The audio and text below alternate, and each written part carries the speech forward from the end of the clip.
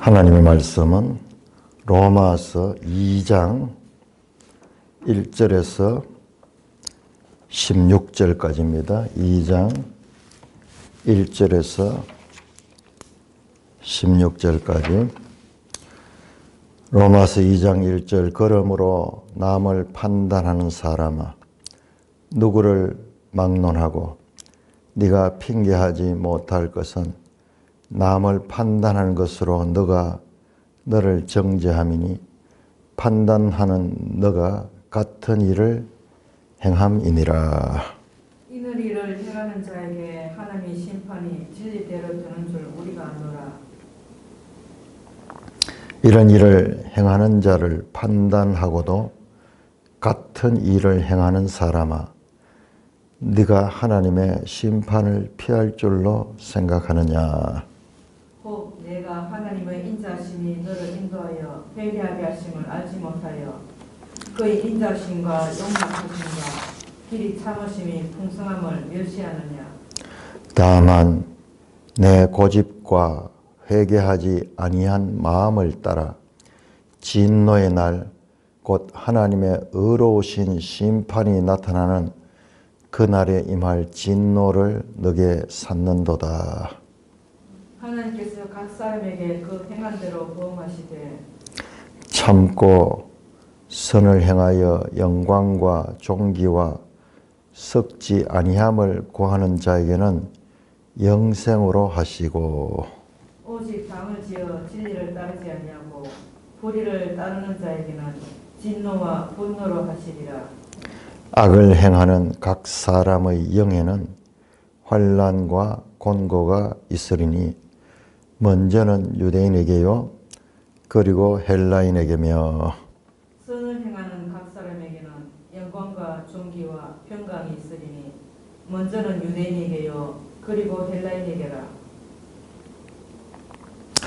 이는 하나님께서 외모로 사람을 취하지 아니하심이라. 무릇 율법 없이 범죄한 자는 또한 율법 없이 망하고 무릇 율법이 있고 범죄한 자는 율법으로 말미암아 심판을 받으리라.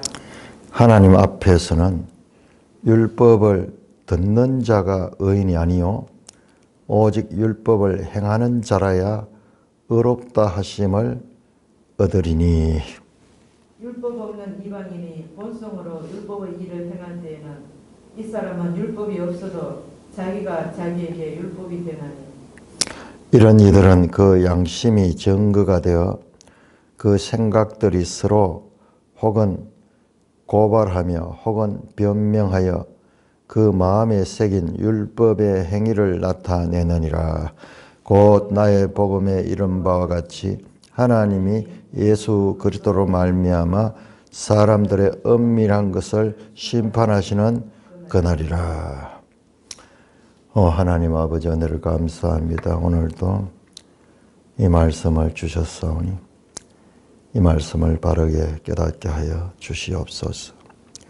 예수님 이름으로 감사하며 기도드리옵나이다. 아멘. 자, 우리가 로마서 1장을 다시 한번 복기를 해보시면요, 인사말이 있고, 그 다음에 핵심으로는 1장 16절, 17절. 복음이 뭐냐? 복음이 모든 믿는 자에게 구원을 주시는 하나님의 능력이다. 유대인이나 헬라인이나 차별이 없다. 복음에는 하나님의 의가 나타나서 믿음으로 믿음에 이르는 거예요. 기록된 바 의인은 믿음으로 말미암아서 소위 이신칭이죠. 이신칭이에요. 이게 가장 중요한 복음은 뭐냐? 하나님의 의고 하나님의 능력이요. 이거는 너무너무 중요한 이야기인데 여기에 대한 설명이 있어야 되는데 그 설명이 없이 선언적으로 16절, 17절을 말씀하고는 그 다음에 18절부터는 그 이야기가 안 나오고 하나님의 진노라는 주제로 해서 쭉 죄에 대한 이야기가 나오고 죄에 대한 하나님의 진노가 있다 하는 이야기가 나오는 거예요. 그래 버리니까는 우리가 읽다가 부분 한 절 한 절은 이해가 되는데 전체적 맥락이 이어지지 않는 거예요. 자, 이렇게 뒤죽박죽으로 바울이 기록했는가? 그게 아니고 이 16절, 17절 이 중요한 핵심 메시지는 3장 21절에서 이어집니다. 이어지면서 자세한 설명이 있어요. 가장 중요한 것. 이 말씀이 바울이 말씀하고자 하는 핵심 메시지예요. 21절 보세요. 율법 외에 하나님의 한 의가 나타났다. 22절도 예수 그리스도를 믿음으로 말미암아 모든 믿는 자에게 미치는 하나님의 의다. 믿음으로 의롭게 되는 그 부분이고 이어서 계속해서 그 부분을 설명합니다. 그 부분을 설명합니다. 자, 이 큰 구조를 발견하는 것이 이 로마서를 이해하는 데 아주 중요합니다. 그래서 이게 헬라적 문학적인 특징이라 그럴까요? 그와 같은 것들을 우리가 발견해. 오늘 내용 가운데도 그런 게 좀 나오는데 우리 같이 이렇게 쭉 나열해서 말하지 않고 턱 하고는 또 이제 이 하나님의 의, 즉 복음, 믿음으로 말미암아 구원을 받는다는 그 중요한 주제에 대한 설명을 하기 이전에 먼저 그것을 이해하기 위해서 무엇이 전제가 되어야 하면은 모든 사람이 죄인이다 하는 거예요. 그래서 하나님의 진노 아래 놓여 있고 죽을 수밖에 없는 절망적인 상태에 놓여 있는 것이 인간의 실존적인 현실이라고 하는 것을 알아야지 믿음도 필요하고 복음도 필요하고 하나님의 의도 필요하고 하나님의 능력도 나타나 그것을 통해서 구원에 이르는 거지. 그와 같은 것에 대한 인간의 죄인됨에 대한 인간의 무능함에 대한 인간의 부패함에 대한 인간의 타락에 대한 전제가 없이는 예수 그리스도를 통한 구원이 요청되질 않는 거예요. 요청되는 성경은 전부 그렇게 되어 있어요. 갑자기 저 창세기에서 인간의 타락에 관한 이야기가 난데없이 탁 나와가지고 그 이후로 쭉 보면요. 그 타락된 인간들이 죄를 짓고 심판을 당해서 죽는 이야기가 창세기 9장까지 이야기예요. 9장까지. 그러면서 다시 새로운 인간이 시작이 되는데 이스라엘 역사가 죄의 역사예요. 죄의 역사. 그래서 망하는 이야기예요. 이와 같이 우리가 알기로 너무나 단순한 이야기죠. 인간이 죄인이라고 하는 거. 죄인한 거나. 그러나 이 엄연한 사실은 하나님이 계시하지 아니하면은 아무도 모르는 거예요. 그냥 죄인이라는 것을 느끼기는 하지만은 우리가 죄인이기 때문에 사망에 이르게 됐고 그 사망에 이른 절망적인 존재이기 때문에 하나님으로부터 오는 구원을 입지 아니하면은 우리는 죽을 수밖에 없는 존재라는 그와 같은 인간의 실존에 대한 이해가 없이는요, 복음이 되지 못하는 거예요.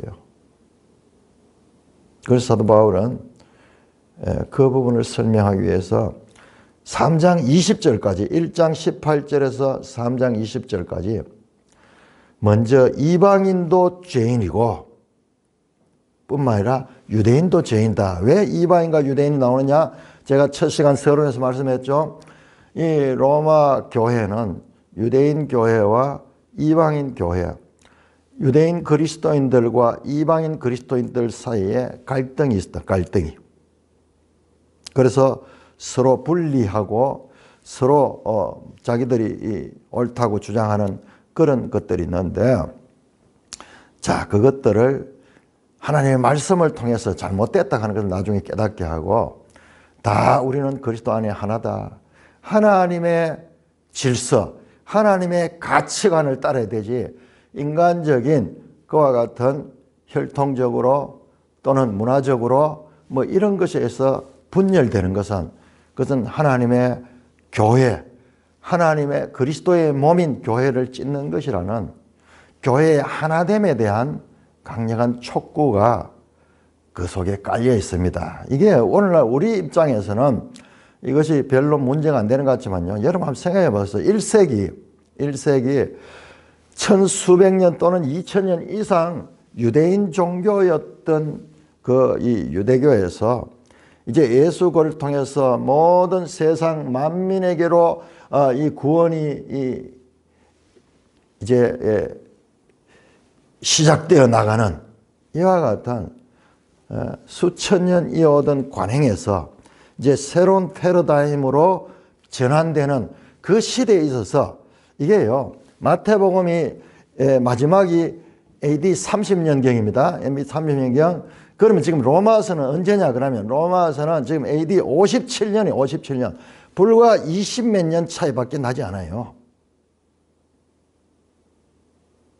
그때 그 시대 속에 살고 있으면서도 하나님의 이와 같은 구속사적인 전환, 패러다임의 시프트에 대한 사람은 모르잖아요. 그러나 하늘에서는 그 일을 하고 있는 거예요. 그 일을 하고 있는데, 그러나 땅에 있는 사람들은 개인의 관계로 뭐 이 사람 눈앞에 보면 사니까는 그 뜻까지는 알지 못하잖아요. 그런데 엄청난 일인 거예요. 유대인 중심에서 이방인에게로 나가고, 이제 이렇게 시작된 그 이방인들에 대한 이 복음은 오늘 2023년을 사는 오늘 우리에게도 그대로 적용되는 엄청난 그와 같은 새로운 시대를 여는 그 길입니다. 그 길입니다. 그러니까는 그 무렵에 여러분 긴 역사로 봐서 20년, 30년 가는 것은 시간이 아니잖아요. 한 점에 지나지 않잖아요. 그러나 그 당대를 사는 사람들에게는 그것이 엄청난 문제예요. 엄청난 문제. 자, 그런 배경을 생각하고 우리가 이 본문을 봐야 됩니다. 자, 오늘 2장 1절입니다. 2장 1절. 그러므로 남을 판단한 사람아 누구를 막론하고 네가 핑계하지 못할 것은. 자, 제가 이번에 설교하는 내용하고 매일 성경하고 조금 차이가 있지만은 그리고 그 주제면에 있어 가지고는 이 배경에 있어 가지고는 차이가 많지만은 그러나 세부적인 면에 있어 가지고는 조금 차이가 있습니다. 그렇지만은 큰 흐름은 같습니다. 자, 예를 들어서 2장 1절에 갑자기 남을 판단하는 사람아 하면서 누구한테 네가 핑계하지만 네라는 단어가 나와요. 수 하는 수, 헬라어로 수가 나온 수는 영어로 you입니다. you. 2인칭 단수가 나와요. 2인칭 단수. 어떤 대상이 있어. 지금 이야기하는 대상이 있어.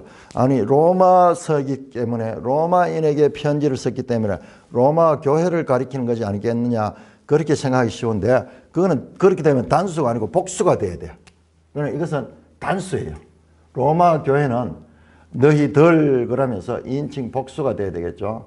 그러니까 그러면 왜 갑자기 여기 상대방이 나오는데 상대방이 2인칭 단수로 나오냐. 자, 이걸 이해해야 되는데 이게 뭐냐 그러면은 헬라적 수사법에 있어 가지고 디아트라베라는 방법이 디아트라베 가는 게 뭐냐 그러면은 바울이 지금 이와 같은 헬라적 수사법을 이용해서 로마서를 기록하고 있다는 것을 우리가 놓치지 말아야 돼요. 그래서 다른 내용들하고 마태복음이나 이런 내용들하고 전개하는 게 완전히 다르잖아요. 마태복음은 히브리인들을 중심으로 그렇게 말씀했고 이 디아트라베는 뭐냐 그러면 가상의 대상자, 가상의 대화 상대를 상정하고 실제 있는 게 아니라 상정하고 대화하는 식으로 자신이 하고 싶은 논리를 펼쳐나가는 거예요. 특별하게 누가 있는 게 아니라. 그래서 갑자기 2인칭 단수가 나오는데 이 2인칭 단수를 잘 살펴보면은 우리가 로마서를 이해하는 데도 좀 더 많은 도움이 됩니다. 갑자기 너가 남을 판단하는 너가 핑계하지 못하라. 매일 성경 주석을 보시면요. 1절에 대한 주석이 나오는데 그러므로 그러면서 그러므로 이렇게 하면서 남을 판단한 사람아, 그러므로니까는 그러므로 앞에 나오는 1장의 내용을 받아가지고 그렇게 하기 때문에 대화 상대자 너의 정체성을 이해하는 열쇠다. 그래서 1장 18절에서 32절 유대인이나 이방인을 포함한 모든 사람으로 볼 수 있다면 2장 1절에서 5절 역시 동일 그룹이다. 그렇게 하죠. 저는 1장에 나오는 이것을 이방인의 죄라고 그렇게 이야기를 했죠. 그 근거도 제가 말씀을 드릴 거예요. 여기에 이방인이라고 구체적으로 말하는 건 없어요. 그렇지만은 이방인과 유대인에 관한 이 암시는요, 로마서 계속 나옵니다. 계속 나오고 이따도 나올 테니까 우리 확인해 보고요.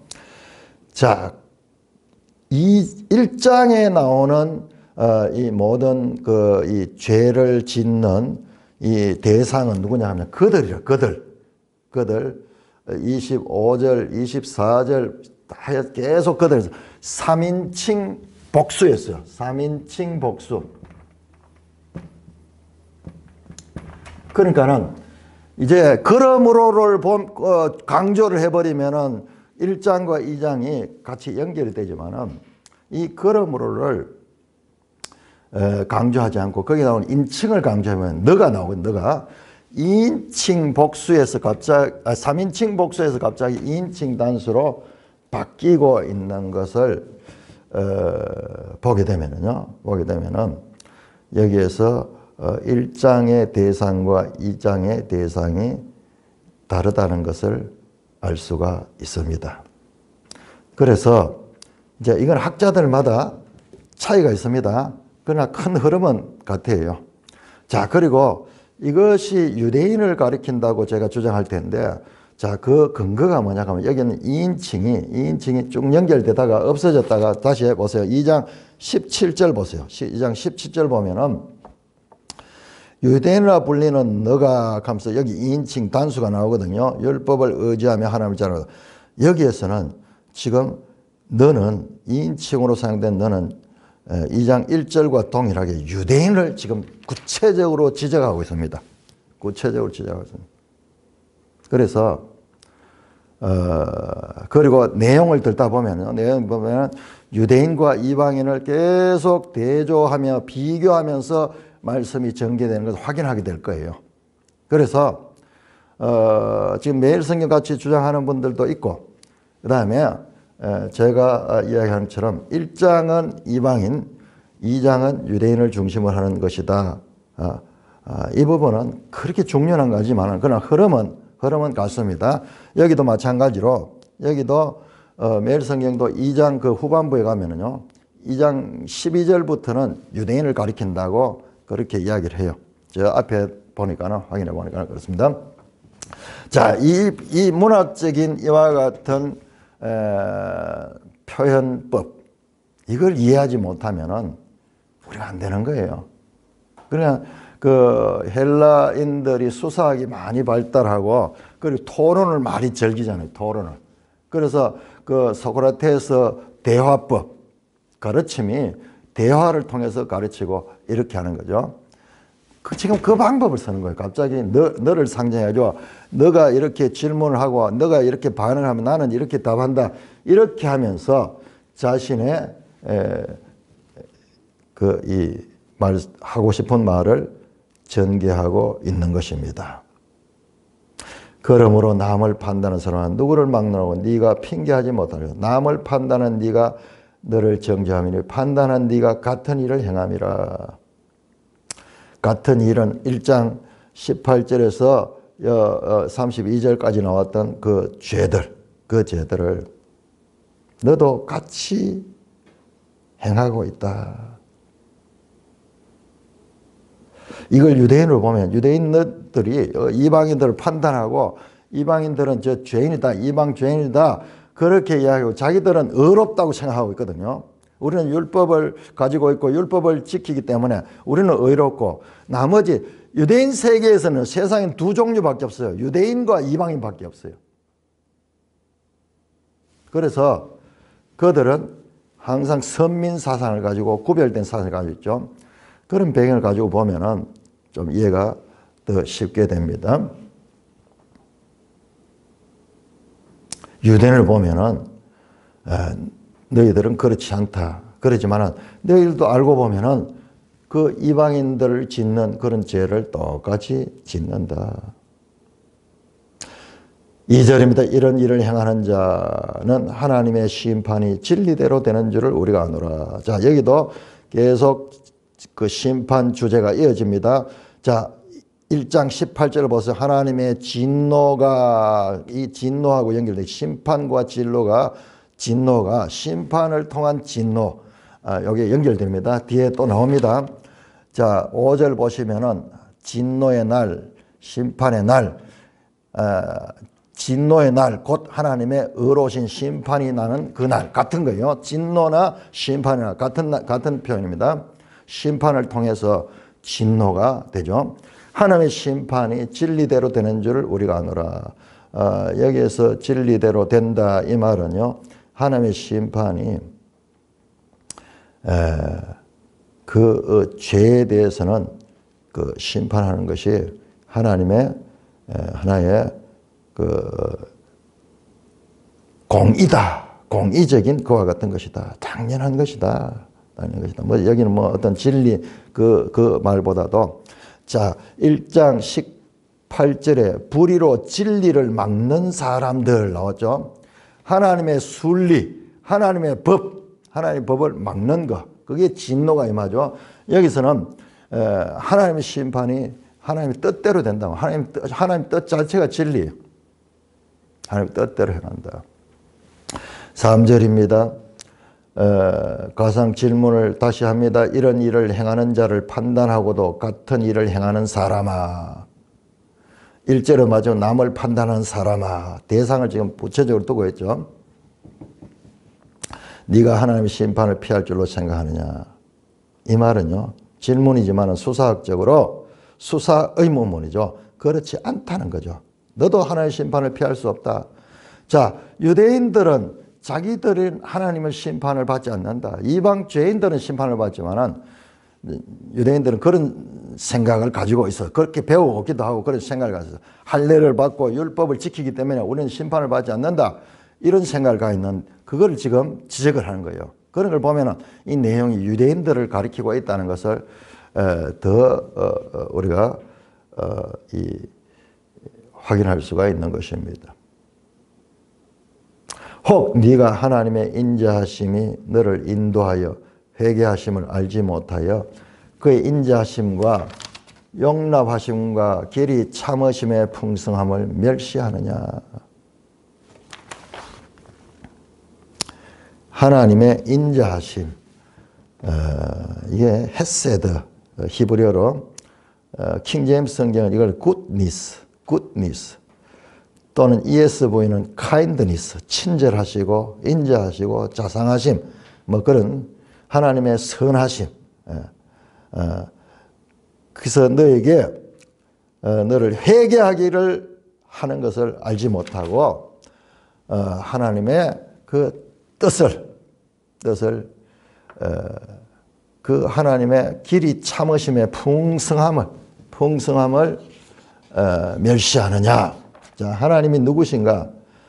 인자하심과 용납하심의 풍성함, the rich of his kindness and forbearance and patience. 풍부하다, 부자다. 하나님은 어떤 면에서 인자하심과 그리고 용납하심, 너그러우심, 그리고 오래 참으심, 이것을 네가 멸시하고 있느냐. 어떻게 해서 너희 마음이 굳어있다. 5절에 네 고집과 회개하지 아니한 마음. 자, 이 고집과 회개하지 아니한 마음, 이거는요 구약 성경에서 계속 나오는 거예요. 바로 이 고집이 뭐냐? 돌 같은 마음. 에스겔서의 반복해서 나오죠. 돌 같은 마음, 굳은 마음, 완악한 마음, 회개하지 않은 마음. 마찬가지로 굳은 마음, 돌 같은 마음이죠. 이 마음을 바꾸어서 부드러운 마음을 가지고 살 같은 마음을 줘야 된다 하는 이 말씀과 연결됩니다. 회개하지 않고 계속 굳은 마음, 돌 같은 마음을 가지고 있으면은 하나님의 심판의 날에 진노의 심판을 받을 수밖에 없다. 하나님이 지금 길이 참으시고 용납하시고 지금 너그러운 기회를 주고 있는데 회개하지 아니하면은 그 모든 죄악들이 쌓여서 하나님의 진노의 심판을 받을 수밖에 없게 된다라고 말씀하고 있습니다. 6절입니다. 하나님께서 각 사람에게 그 행한 대로 보응하신다. 보응하신다. 각 사람에게 그 행한 대로 보응하신다. 행한 대로 보응하시는 것이 하나님의 진리다. 하나님의 심판은 그 각 사람이 행한 대로 보응하신다. 자, 우리 이 말씀을 보면 행위 구원이 맞죠? 행위 구원이죠. 그렇습니다. 기독교는 행위 구원이에요. 행위 구원인데 어떤 행위 구원이냐를 알아야 되는 것이 은혜를 받고 그 은혜에 따른 행위를 해야 되는 거예요. 그러니까는 하나님의 여기서 행위는 뭐냐 하면 하나님의 주권적 은혜요. 하나님의 은혜는 주권입니다. 주권.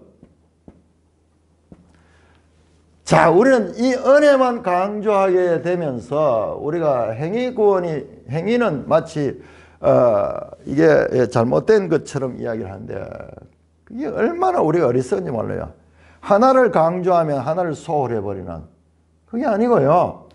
이 은혜를 받은 사람에 있어가지고 이게 하나님에서 나오는 거고 사람 편에서 이 받은 은혜를 행하는 거예요. 행함. 사랑을 받은 것처럼 자기도 사랑을 하고 행하는 거예요. 자, 이게 뭐냐? 사람의 책임인 거예요. 책임.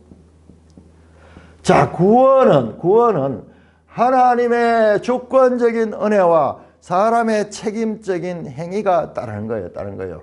그래서 이것은 온전한 구원이에요. 이게 전체가 구원인 거예요. 이게 전체가 구원. 전체 구원. 그러니까 우리가 믿음으로 하나님의 은혜에 참여하며 뿐만 아니라 그 믿고 그 하나님의 뜻을 알고 행하는 것이 포함됩니다. 그래서 이것을 행위구원이다 그렇게 하면서 바울의 다른 사상과 차별되는 것 같지만은 아니 연속성을 가집니다. 자, 6절에서 다시 11절 또는 16절까지는 2인칭이 또 사라져요. 2인칭이 사라지고 다시 3인칭으로 이렇게 3인칭 복수형이 나오는데 이것도 이유가 있습니다. 9절 보세요. 9절 먼저는 유대인에게요 그리고 헬라인에게다.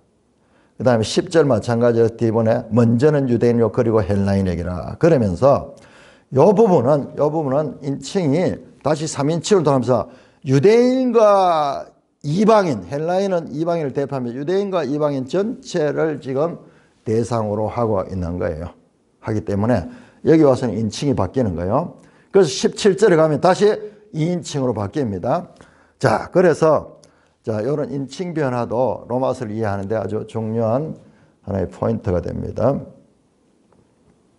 그래서 계속 여기에서 6절에서 16절까지의 말씀은 각 사람이 행한 대로 보응을 받는다. 유대인이나 이방이나 동일하다. 그런 면에서는 그 말씀을 하고 있는 거예요. 그래서 7절 보세요. 선을 행하여 영광과 존귀와 썩지 아니함을 구하는 자에게는 영생으로 하시고 보응이 행한 대로 보응하는데 행위 선을 행하고 영광과 존귀와 썩지 아니함을 구하는 자 영광과 존귀와 썩지 아니함은 누구야? 하나님이죠. 하나님. 그 하나님을 따르며 하나님의 가르침대로 선을 행하는 인내하며 선을 행하며 영광의 하나님을 구하는 자에게는 영생이 그 보상으로 주어지고, 그 다음에 그와 반대로 8절에 오직 당을 지어 진리를 따르지 아니하고 불의를 따르는 자에게는 진노와 분노를 한다. 당을 짓고 그 다음에 진리를 따르지 않은 거죠. 그리고 불의한 자예요. 불의한 자. 불의를 따르는 자. 의가 없는 자죠. 이들은 진노와 분노로 보상을 받는다. 대조가 되죠. 7절과 8절은 대조입니다. 대조. 하나는 영생을 보상받는 자와 하나님의 심판에 진노와 분노로 보상받는 자. 행위에 따라 가지고 참고 선을 행하여 하나님을 구하는 자. 그는 영생을 받고 당을 지어 가지고 그 진리를 따르지 않고 불의한 인간의 탐욕과 욕심을 따라서 계속 이 땅만 바라보고 살아가는 자는 어떤 보상? 진노와 분노로 보상을 한다. 그러면서 또 이어진 설명이 또 이어집니다. 자, 9절에 악을 행하는 각 사람의 영에는 환난과 공고가 있으며, 이게 누구냐? 8절 당을 지어 진리를 따르지 않고 불의를 따르는 자를 수식하는 거예요. 악을 행하는 각 사람의 영에는 환난과 공고가 있으니 먼저는 유대인이고 헬라인이다. 자, 여기에서 7절, 8절은요. 7절은 뭐 이방인을 가리키고 8절은 유대인을 가리키기 아니에요. 7절, 8절은 다 유대인이나 이방인이나 동일하단 말이에요. 자, 먼저 악을 행하는 각 사람, 8절에 해당되는 사람은 환난과 공고가 있다. 하나님의 진노와 분노가 보상으로 주어지면 그 사람이 당하는 건요, 환난과 공고가 있는 거예요. 그런데 먼저는 유대인이요, 그리고 헬라인이요. 동일하다. 유대인은 헬라인은 동일하다. 자기 행위를 따라가 심판을 받는다. 그 다음에 선을 행하는 각 사람, 여기서 선을 행하는 각 사람은 7절입니다. 7절. 선을 행하여 영광과 존귀를 섞지 않는 구하는 자에게 영생을 한다. 먼저는 유대인이나 헬라인이나 동일하다.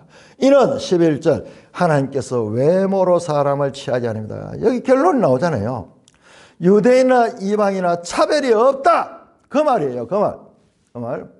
자, 요 구조를 한번 보세요. 요 문학적 구조. 우리 성경을 제대로 알라 그러면은 이 헬라적 수사학의 그 방법을 이들이 사용하고 있기 때문에 거기에 대해서 우리가 좀 알아야 돼요. 자, 7절에서 10절 한번 보세요. 7절에서 10절의 관계를 한번 보세요. 그냥 막 읽어버리면은 뭐 조금 아리송한데, 그런데 이 방법을 통해서 읽으면 명확하게 답이 나옵니다. 명확하게 답이 나옵니다. 자, 7절 선을 행하는 각 사람 나오죠. 그 다음에 8절 악을 당을 짓고 불의한 사람 나오죠. 불의한 사람 나오죠. 자, 9절에서 악을 행하는 사람. 자, 10절에서는 선을 행하는 사람 이렇게 나오죠. 자, 요게 지금 어떻게 되냐 하면은, 자, 이렇게 7절과 10절이 연결이 되고요. 8절과 9절이 이렇게 연결이 돼요. 요걸 갖다가 교차대꾸라 그래. 교차대꾸. 자, 그래서 요게 카이스무스라고 하는데, 카이스무스라는 그 헬라어로 카이카는 여기 X거든요. X. 이걸 알아야 돼요. 자, 8절, 9절이 중간에 있죠. 여기에 중간에 이렇게 겹치게 되고 여기와 여기가 이렇게 만난다. 이건 아주 교차대꾸의 가장 간단한 형식이야. 어떤 걸 보면 길게 나옵니다. 길게 나오는데요. 자, 요거는 아주 간단한 교차대꾸이기 때문에 탁 한눈에 들어요. 그래서 우리 생각에는 7절, 8절하고 그 다음에 7절의 수식은 요게 이렇게 10절이 이렇게 나와야 될 것 같은데 항상 이런 구조를 가져. 이런 거 중심에 가서 여기에 모여 있어. 지금. 그래서 교차대꾸 구조를 가지고 있어요. 자, 그런 구조를 딱 보세요. 그렇지 않으면 이 말 했다 저 말 했다가 하는데 그 구조를 딱 보면 명확하게 7절과 8절은 A, 요거는 A와 A 다시, 그 다음에 여기 X, 안에 요게 만나게 되는 거예요. 만나게 되는 거. 자, 이런 구조를 이 성경 특히 바울 서신 안에 이런 게 엄청 많이 나와요. 그러니까 우리가 읽었을 적에 명확하게 잘 이해 안 되는 것이 이 구조를 알고 보면은 명확한 뜻이 드러나는데 그렇지 않고 보면은 했던 말 또 하고 했던 말 또 하고 했던 말 또 하고 같은데 이게 수사적인 그와 같은 표현입니다. 그리고 다시 한번 보세요. 7절에서 10절까지 한번 보세요. 7절. 참고 선을 행하며 영광과 존귀와 썩지 않음을 구하는 자 누굽니까? 10절에 나오는 선을 행하는 각 사람. 이들은 영광과 존귀를 받고 영생을 받고 7절에서는 그리고 10절에 영광과 존귀를 받고 8절에 당을 지어 진리를 딴 자 9절에 앙을 행하는 각 사람 요 두 개가 하나 묶어지면서 이거는 차별이 없다. 유대인이나 헬라인이나 하나님은 외모로 사람을 취해야 된다. 11절에 딱 나오잖아요. 자, 그래서 지금 유대인 이방인을 자꾸 구별하고 있는데 동일하다. 하나님의 구원의 원리는 유대인 따로 있고 이방인 따로 있는 게 동일한 그 사람의 행위를 따라서 구원을 받는다라는 것을 말씀하고 있는 것입니다. 먼저는 유대인이요. 그리고 헬라인에게다. 강조되는 거죠. 먼저는 유대인이요. 그리고 유대인의 순서를 가르칩니다. 프로토스. 프로토스하는 이건 첫째. 지난번 우리 성경에 첫째는 뭐 이렇게 했는데 첫째, 우선 뭐 그런 뜻이요. 먼저 전부 같은 의미죠. 자, 이것이 의미가 있습니다. 자, 여기서 우리가 뭘 봐야 되냐 하면은 구원 계시의 발전성.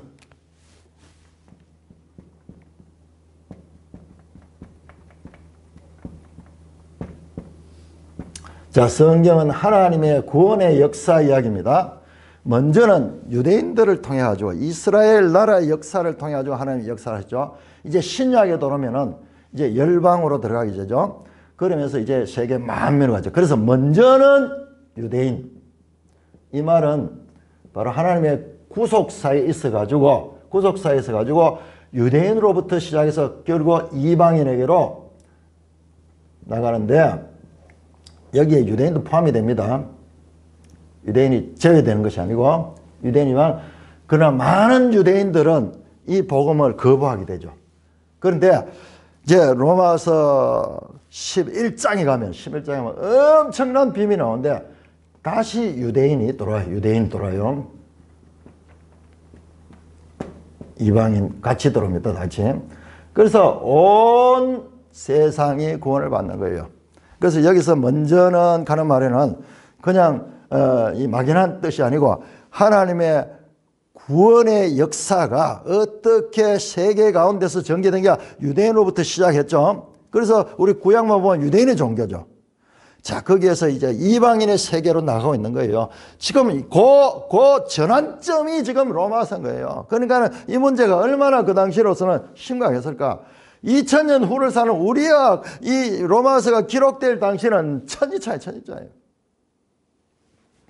자, 그렇게 해서 궁극적으로 뭐냐? 유대인, 이방인이 구원에 있어서도 하나님의 심판에 있어도 차별이 없다 하는 거. 왜 이 말을 이렇게 강조할까요? 제가 여러분께 말씀드렸잖아요. 배경에서 유대인 그리스도인들과 이방인 그리스도인들 간에 로마 교회에서 갈등이 있었잖아요. 그러니까 너희 갈등은 잘못된 거야. 하나님의 진리의 말씀에 비추어할 때 잘못된 거야. 그거를 계속 가르칩니다. 자, 12절부터 보세요. 마찬가지로 11절부터도. 자, 이번에는 그 주제를 조금 다르게 표현합니다. 무릇 율법 없이 범죄한 자는 율법 없이 망하고 율법이 있고 범죄한 자는 율법으로 말미암아 심판을 받는다. 여러분 보세요. 율법 없는 자 이방인이에요. 이방인. 그리고 율법 있는 자 유대인이에요. 유대인.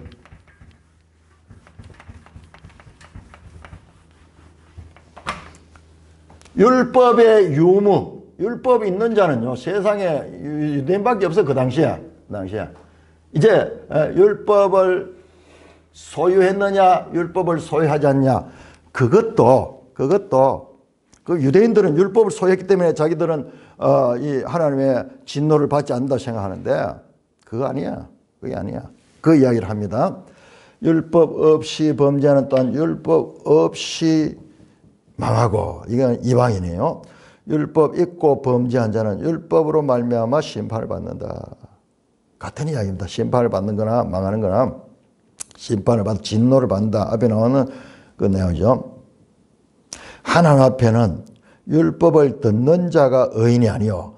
이런 생각을 갖고 있는 거예요. 유대인들은 율법을 자기들은 가지고 있고 율법을 듣고 율법을 배웠기 때문에 우리는 구원을 받는다. 실제로 유대인 랍비들 가운데 그런 가르침들을 가르쳤습니다. 그런데 바울이 그와 같은 유대인의 그 고정관념을 깨뜨리는 이야기예요. 율법을 가졌고 율법을 듣는다고 의인이 되는 것이 아니라 오직 그 율법대로 살아가는 자, 행하는 자가 의로운 자다. 율법을 가지고 있다고 해가지고 소유하고 있다고 해가지고 들었다고 해가지고 죄인이 아닌 것이 아니고 의롭다 되는 것이 아니고 율법을 행하는 자가 의롭다 하심을 얻는다. 율법에 소유했느냐 아니냐가 중요한 것이나 실천이 중요하다. 그 말은 유대인을 해가지고 이방인과 다르지 않다. 율법 있는 자나 율법 없는 자나. 앞에서는 유대인이나 이방이나 그래 했지만 지금 동일하게 율법이 있다고 심판을 받지 않고 율법이 없다고 심판을 받는 그것이 아니다. 그게 지금 유대인들의 고정관념을 지금 지적하고 있는 거예요. 13절에서 하나님 앞에서는 율법을 듣는 자가 의인이 아니요 오직 율법을 행하는 자라야 의롭다 하심을 얻는다. 그러면서 14절 15절은 갈로가 쳐 있죠. 갈로가 쳐 있죠. 자, 이런 갈로가 있는 부분은 어떤 사본에는 없는 거예요. 없는 거예요. 그런데 이것은 조금 나중에 좀 들어가 있는 것 같기도 해요. 왜냐 그러면은 지금 문맥이 13절하고 16절이 좀 문맥상 조금 연결이 좀 부자연스러운 그런 게 있어요. 자, 14절 율법 없는 이방인 나오죠. 자, 여기도 이방인과 유대인 문제를 가리키고 있는 거죠. 그러면은 율법 없는 이방 반대로 앞에는 율법 있어도 망하고 율법이 없어도 망한다 그러면은 행함이 없으면 망한다 그러면은 자, 율법이 그러면 없는 이방인들이 어떻게 그러면은 그들이 율법을 가진 자처럼 동일한 선상에서 놓이겠느냐. 유대인이나 이방인이 유대인은 분명히 율법을 가진 자인데 이방인은 율법이 없는 면에서는 유대인과 차이가 나거든요. 그렇다면 그 이방인들은 어떻게 그들이 법이 있느냐. 그걸 이야기하는데 놀라운 말이 나옵니다. 율법 없는 이방인이 본성으로 율법의 일을 행할 때는 이 사람은 율법이 없어도 자기가 자기에게 율법이 된다. 사람 속에 본성적으로 법이 있는데 이게 뭐냐? 15절 보면 양심이라고 양심. 양심의 법이 있다. 있죠, 우리한테. 양심이 있잖아요. 이 인간에게는 양심이 있어. 보이지도 않지만 누구나 다 가지고 있어. 어린아이 때부터 이 양심이 있어. 양심이고 남의 물건을 훔쳐가거나 뭐 이랬으면요, 이 아이가 막 숨어가지고 막 그걸 하고 무슨 물건을 깨뜨리고 사고를 쳐면은 뭐 아이가 숨어가 막 이렇게 두려워하고 이게요, 이게 그 짐승들은 그런 게 없어. 그런 게 없어. 그 양심이라는 것에 존재합니다. 저 칸트 같은 철학자가 아주 이성적이랐거든요. 이성적으로 모든 것 내가 이해할 수 있는 것은 이해하지만은 저 신적 존재라든지 뭐 이런 건 우리가 이해할 수 없기 때문에 우리의 철학의 논의의 대상에 들어갈 수 없다. 그렇게 이야기하던 칸트도요. 무슨 이야기 나가면은 그렇다. 그건 분명히 맞다. 우리가 초월적인 것은 우리의 인식 대상이 아니다. 그렇게 하면서도 그럼에도 불구하고 저 하늘의 별이 반짝반짝하면서 질서를 가지고 늘 때를 따라 가지고 나타나는 것과 내 속에 양심이 있는 것을 볼 적에, 양심이 있는 것을 볼 때 인간은 자율적인 그런 자기가 스스로 그런 존재가 아니고 뭔가 신적인 절대적인 존재에 의해서 존재가 있다는 것을 인정할 수밖에 없다 하는 그런 소위 요청이라는 말을 펴는데, 하나님이 있을 것으로 우리 이성적으로 알 수는 없지만 요청된다, 반드시 있어야 될 것 같다 하는 그런 주장을 하죠. 그렇듯이 그 이방인들도 양심이 있다. 그래서 양심을 따라가지고, 양심을 따라서, 그래서 그 바울은 그것을 갖다가 마음에 새긴 율법이라 그래. 이야, 희한한 이야기입니다. 마음의 율법.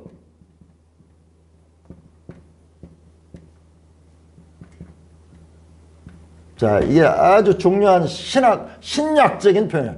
새언약적인 표현. 새언약은 항상 뭡니까?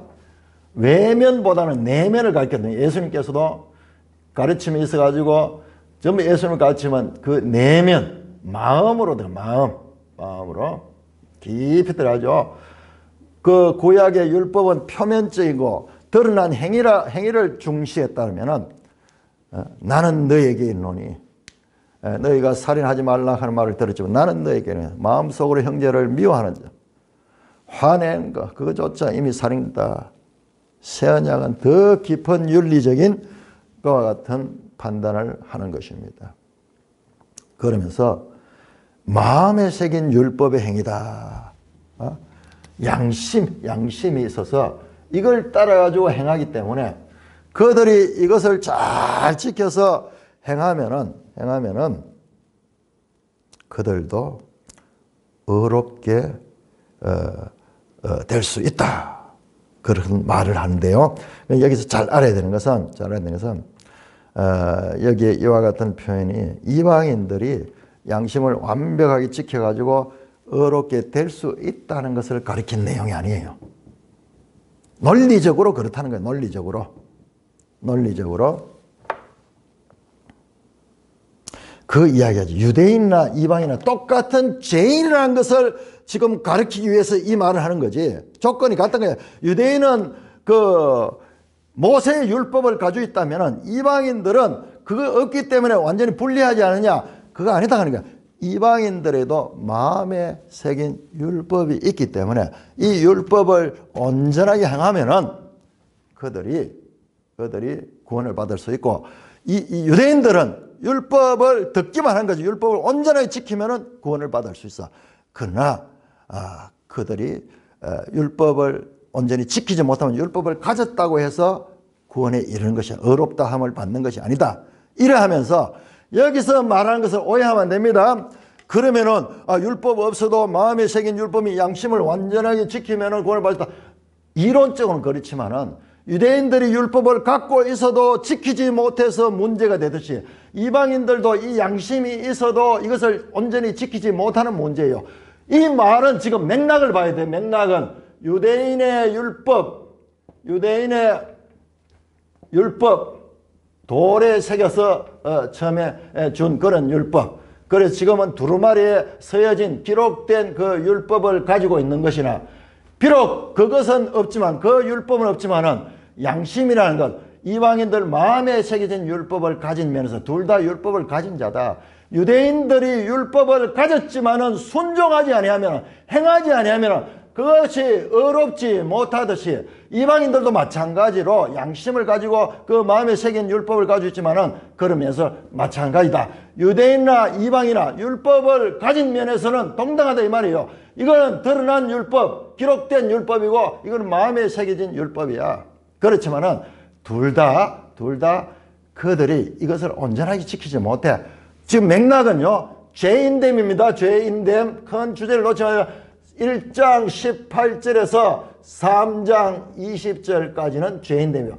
지금 내용이 전개되면 이것이 더욱더 명확하게 나타납니다.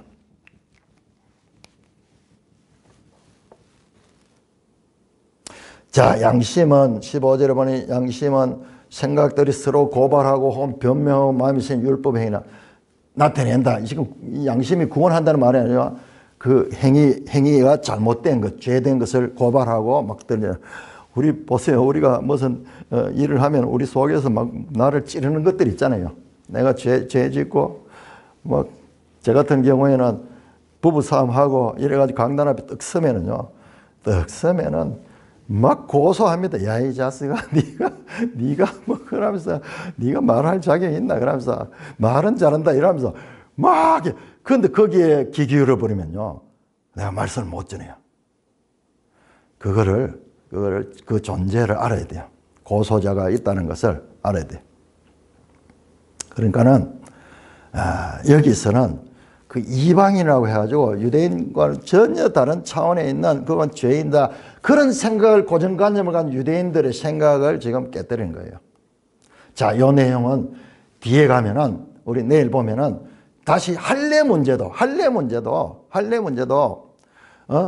또 나옵니다. 할례 문제. 유대인들은 드러난 할례를 받았거든요. 이방인은 할례를 안 받았거든요. 그런데 바울이 뭐라 하냐 하면은 마음의 할례를 다시 이야기해요. 똑같은 논리로.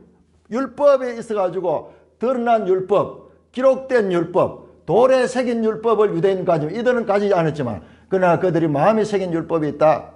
자, 유대인들은 피부에 어린 시절부터 한 할례가 있지만 유대인들은 이방인들은 할례를 받지 않는다. 그렇지만 그들에게 또 마음의 할례가 있다라는 논리를 가지고 이 내용을 전개하면서 동일하게 강조하는 게 뭐예요? 유대인이나 이방이나 다 같은 죄인이다. 이 구조 안에서 봐야 됩니다. 이 큰 맥락을 놓치고 잘못 봐버리면은 지금 딴 길로 가는 거예요. 딴 길로 가는 거야. 이 큰 맥락 안에 흐름 안에서 보면은 이게 결코 어렵지 않게 보이게 됩니다. 자, 16절입니다. 마지막 16절. 곧 나의 복음에 이른 바와 같이 하나님이 예수 그리스도로 말미암아 사람들의 은밀한 것을 심판하는 그날이야. 그러니까 이것이 지금 앞에 나오는 문맥하고는 좀 맞지 않아요.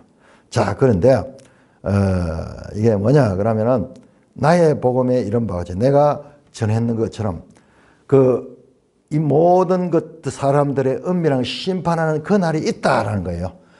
5절에 나왔죠. 5절에 하나님의 의로우신 심판이 나타나는 그날 유대인이나 이방이나 동일하게 하나님이 그 사람들의 은밀한 것을 다 심판하는 그날이 있다. 그러므로 유대인이나 이방이나 하나님 앞에 속일 수 없는 거고 분명한 것은 유대인들이 가지고 있는 고정관념, 우리는 율법을 가진 자고 우리가 먼저 선택함을 받았기 때문에 우리는 구원받은 자고 저 이방 죄인들은 구원을 받지 못했다는 유대인들이 가지고 있는 잘못된 고정관념을 깨뜨리는 말씀으로 나가면서 요 같은 주제가 이제 이어서 더 3장 20절까지 계속 나옵니다. 유대인과 이방인의 관계. 공통적으로 결론이 나는 것은 유대인이나 이방이나 다 죄 아래 있다 하는 그 결론을 내기 위해서 인간 존재가 실존적으로 죄인이며 그러므로 죽을 수밖에 없고 그러므로 허무한 데 굴복할 수밖에 없는 그와 같은 무능한 존재다. 이 사망의 몸에 있는 우리를 누가 구원할 수 있을까? 이와 같은 간절한 그 절망에서 오로지 우리가 하나님께 나아갈 수 있는 그런 소망의 빛을 비칠 때 그게 얼마나 감사한지 몰라. 그러나 그거 없이는 그냥 막 예수님이 우리를 위하여 모든 것을 다 해줬다 이래도 그게 뭐 마음에 와닿지 않아요. 철저한 인간의 실상을 알아야 되겠네. 그 문제에 대해서 바울은 3장 20절까지 1장 18절에서 논리적으로 계속 그러면서도 유대인이나 이방인의 그 관계를 그래서 결론적으로는 모든 사람이라는 단어를 넣습니다. 보편 인간, 소위 인류 전체를 죄인으로 고발하는 과정으로 나가는 것입니다. 찬송가 200 273쪽입니다. 273쪽.